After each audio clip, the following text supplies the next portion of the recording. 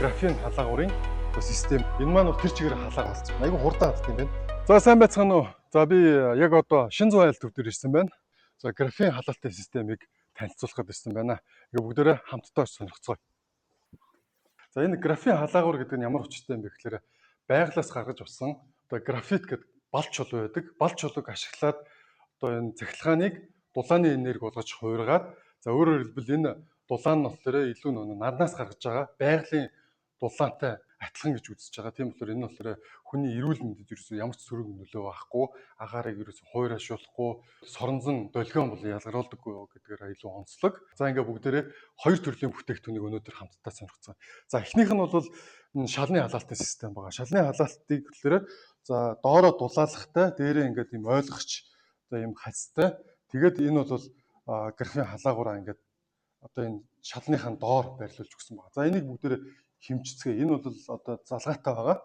За энэ дээр болохоор 50 градусыг зааж байна. За 50 градус гэдэг нь бол энэ тогтмол ерөөсө 50 градусаар л хална гэсэн үг. Одоо датчиктай хамтдаа ирж байгаа. Тэр датчик нь бол тодорхой хэмжээнд дулаандаа очиж юм бол автоматар энийг зохицуулдаг ийм технологитой гэсэн үг. За яг одоо дараагийн халаагуурыг танилцуулъя. За энэ болохоор та бүхэн харахад ингээд фото зураг харагдаж байгаа. Одоо гэртээ, офис дээр ямар нэгэн албан байгууллага хан дээр тухайн нутаг усныхаа зургийг ингээд үлгцэн байдаг шүү дээ, тий. Энэ маань бол тэр чигээр халаагуур. За энэ бол 2000 ватттай. Одоо 2 кВт-тай л гэсэн үг. 2 кВт-ийн халаагуурын систем байна. За энэ дотор түрүүний яриадсан бал чулуутай графийн халаагуурч ингээд явж байгаа. Энэ бол доторх одоо халаалтынх нь доторх хэсэг нь бол ингэж харагддаг гэсэн үг. Дулаан ялгаруулж байгаа хэсэг нь бол энэ графийн чулуу байна. Тэгэхээр эндээс бол одоо нарнаас өгж байгаа байгалийн дулаан гэж бид нэг үздэг шүү дээ. Энтэй маш адилхан, яг адилхан тийм дулааныг ялгаруулж. За энэ бол би ингээд хажууд нь зогсоод амар төөнж бүр ингээд халж байна. За бүгдээр хэмжиж үзье. За энэ бол ингээд 103 градусаар халж байна. Өөрөөр хэлбэл над руу бүр ингээд саун шиг төөнж ингэж хэлж байна. Тэгээ дотроо бол ингээд тэр чигээр ингээд нэлгөөдөө халаалдаг. Тэгээ дээр нь энэ маань бол нэг халсныхаа дараа 25-30%-аараа өөрийнх нь одоо төлөвлөсөн одоо энергиээр зарцуулдаг ийм онцлогтой юм халаагуур байна. Тэгэхээр энэ халаагуурыг бол та бүхэн захиалгахдаа дуртай хүссэн зургаараа хэвлүүлээд захиалах юм боломжтой. Туршилт хийж үзье бүгдээрээ.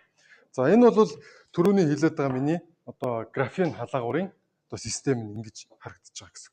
Одоо яг л байгаль дээр байдаг бал чулууг боловсруулаад энэ графин гэдэг энэ чулууг ашигласан одоо юм байна. За энийг хэдүүлээ ингэ гимтээ. Барилгын явцад бол гимтдэг те. За энийг гимтээгээд үзье. За ингээд цоолоо хийчлээ. Тэгэхвэл энэ гимтдээд эвдэрх үү? Эсвэл бол дулаан солилцоор нь ажиллахаа болох уу гэдэг хүмүүс асууж байгаа бах тий. Тэгвэл энийг хөдөлгөөн туршия. Дээр нь ус алдчих магадгүй тий. Байр юу ч тохиолдож магадгүй. Тэгэхээр энийг ингээд усанд хийчих. Ингээд залгахчих. За одоо ингээд гараа хүрээд үцхээр баг зэргийн халж эхэлж байна. За одоо айгуу гой халж байна. Айгуу хурдан хадд юм байна. За одоо хэдэн градус? 41 болж байна. Гих мэтчлэн. Өөрөөр хэлбэл ингээд цоолсон ч ерөөсөө тийм гэмтэл ерөөсөө учрахгүй гэдгийг ерөнхийдөө харуулах гэдэг.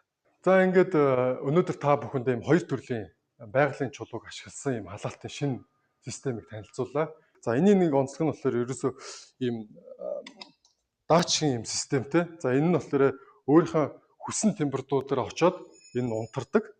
Тэгээд энийга ерөөдөө эрчим хүчийг хэмжиж ийм технологи байгаа. Тэгэхээр энэ хоёр бол хосолж ажилладаг ийм зарчимтай юм байна. Ингээд та бүхэн энэ хоёр системийг авахыг хүсчихвэл за одоо энэ доор бичсэн утсаар холбогдоорой. За ингээд анхаарал тавьсан баярлалаа.